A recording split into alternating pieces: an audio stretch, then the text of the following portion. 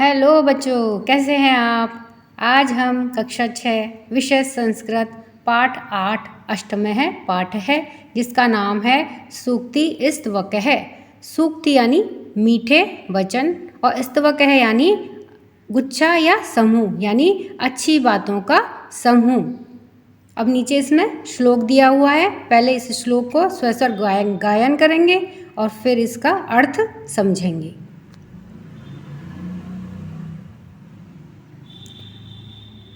उद्यमेन हि सिद्ध्यन्ति कार्याणि न मनोरथै न हि सुप्तस्य सिंहस्य प्रविशन्ति मुखे मृगाः।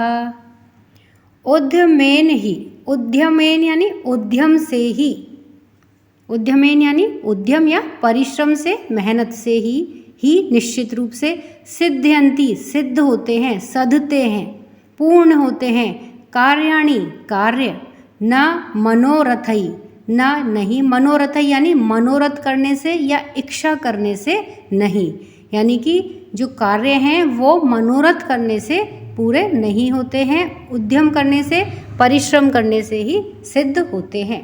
न ही सुप्तस्य सिंहस्य, न ही नहीं निश्चित रूप से, सुप्तस्य सोते हुए, सिंहस्य सिंह के, शेर के, प्रविशन्ति मुखे मृगा, प्रविशन्ति यानी प्रवेश करता है, मुखे मुख में, मृगा यानी मृग या कोई शिकार, यानी कि सोते हुए सिंह के मुंह में मृग हिरण प्रवेश नहीं करता है, उसी प्रकार उसको उसके लिए शिकार करना पड़ता है।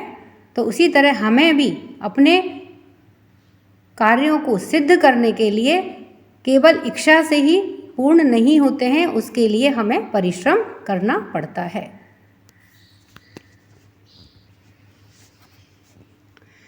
पुस्तके पठितः पाठः जीवने नैव साधितः किं भवेत् तेन पाठेन जीवने यो न सार्थकः।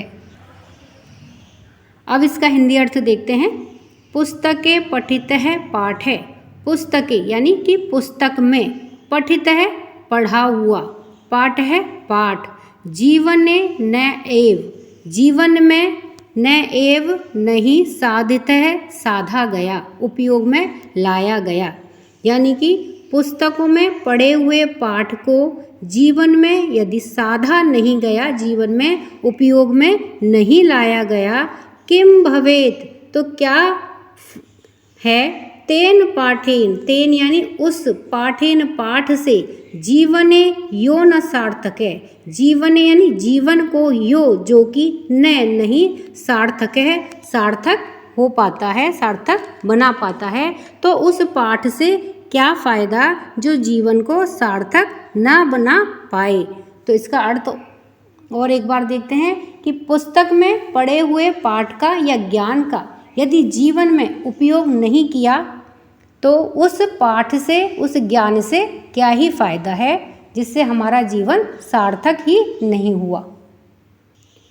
प्रिय वाक्य प्रदानेन सर्वे तुष्यन्ति जन्तवः तस्मात् प्रियम ही वक्तव्यम वचने का दरिद्रता।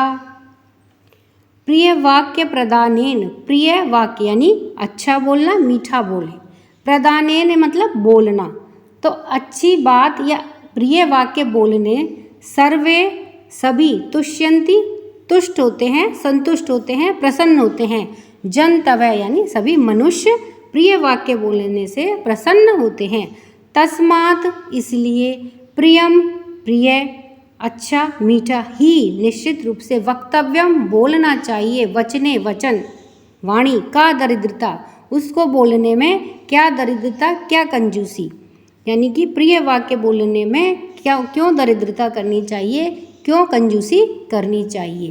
तो प्रिय वाक्य सभी मनुष्यों को बोलने चाहिए, उससे सभी मनुष्य प्रसन्न होते हैं, और प्रिय वाक्य बोलने में क्या कंजूसी, क्या गरीबी। गच्छन् पिपीलिको याति योजना नाम शतान्यपि अगच्छन् वैनतेयो अपि पदमेकं न गच्छति। गच्छन् पिपीलिको, गच्छन् मतलब जाता हुआ, पिपीलिको यानी नर चींटी, याति, याति यानी जाता है, चलता है। योजना नाम, योजन यानी कोशों, शतानि अपि यानी सैकड़ों मील। तो जो नर चींटा होता है वह चलते हुए, थोड़ा थोड़ा चलते हुए भी सैकड़ों कोसों दूर पहुंच जाता है। अगच्छन ना चलते हुए, वैनतेयो अपि यानी कि गरुड़ों, पक्षियों का राजा जो गरुड़ है वह ना चलते हुए भी पदम एकम, एक भी कदम न गच्छति नहीं चल पाता है या नहीं जा पाता है।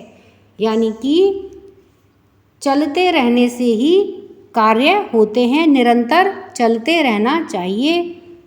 नहीं चलने पर तो गरुड़ों का राजा, गरुड़ जो है वो जो पक्षियों का राजा है वह भी एक कदम भी नहीं चल पाता है।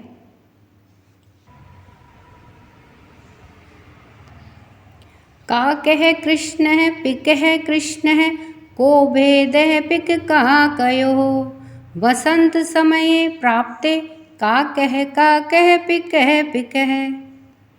का कह यानी कौआ, कृष्ण है यानी काला, पिक है यानी कोयल, कृष्ण है काली, को भेद है, को यानी क्या, भेद है यानी दोनों में अंतर है। पिक काकयो कोयल और कौए के बीच में, तो कौआ भी काला है और कोयल भी काली है। कौए और कोयल के बीच में क्या भेद है, रंग से तो दोनों में भेद नहीं है।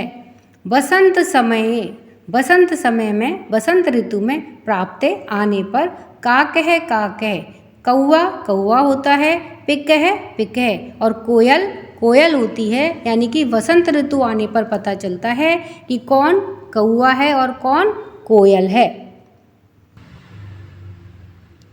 तो इस तरह से बच्चों आपके ये सभी श्लोकों का अर्थ हमने जाना।